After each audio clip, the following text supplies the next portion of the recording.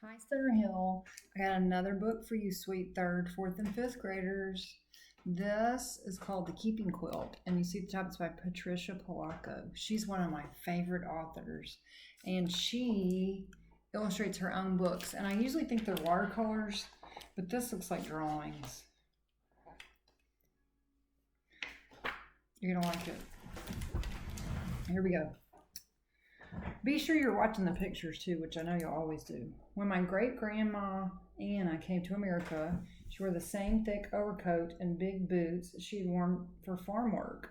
But her family weren't dirt farmers anymore. In New York City, her father's work was hauling things on a wagon, and the rest of the family made artificial flowers all day.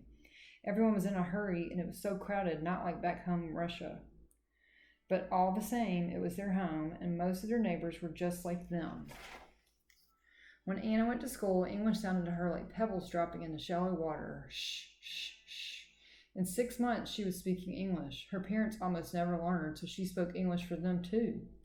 The only thing she had left of back home Russia were her dress and babushkas she liked to throw up into the air when she was dancing. And that's this blanket. And her dress was getting too small. After her mother had sewn her a new one, she took her old dress and babushka. Then, from a basket of old clothes, she took Uncle Vladimir's shirt, Aunt Avila's nightdress, and an apron of Aunt Natasha's.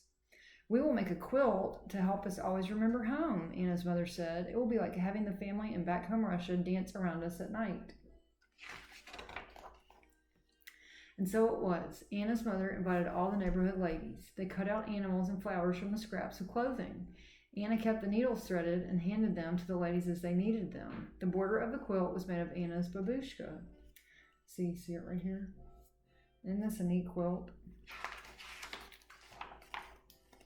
On Friday nights, Anna's mother would say the prayers that started the Sabbath. The family ate challah and chicken soup.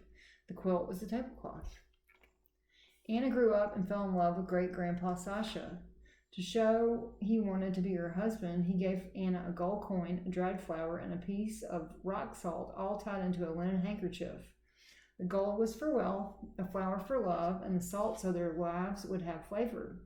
She accepted the hanky, and they were engaged. Under the wedding huppah, Anna and Sasha promised each other love and understanding. After the wedding, the men and women celebrated separately. Now, you see what they stood under at the wedding. There it is again. When my grandma Carl was born, Anna wrapped her daughter in the quilt to welcome her warmly into the world. Carl was given a gift of gold, flour, salt, and bread. Gold so she would never know poverty, a flour so she would always know love, salt so her life would always have flavor, and bread so that she would never know hunger. Carl learned to keep the Sabbath and to cook and clean and do washing. "Married you'll be someday," Anna told Carl, and keep watching this picture. Again, the quilt became a wedding huppah, this time for Carl's wedding to Grandpa George. Men and women celebrated together, but they still did not dance together. In Carl's wedding bouquet were a gold coin, bread, and salt. Carl and George moved to a farm in Michigan, and great-grandma Anna came to live with them. The quilt once again wrapped a new little girl, Mary Ellen. Mary Ellen called Anna Lady Grandma. She had grown very old and was sick a lot of the time. The quilt kept her legs warm. On Anna's 98th birthday, the cake was a Coolidge, a rich cake with raisins and candied fruit in it. Keep watching this quilt. When great-grandma Anna died, prayers were said to lift her soul to heaven. My mother, Mary Ellen, was now grown up. When she became a bride, the quilt became her huppah. For the first time, friends who were not Jews came to the wedding. Now we found out that they're Jewish, and that's why they get married underneath this thing, because this is for their wedding ceremony. For the first time, friends who were not Jews came to the wedding. My mother wore a suit, but in her bouquet were gold, bread, and salt. I missed something. When Mary Ellen left home, she took the quilt with her. Well, we saw that.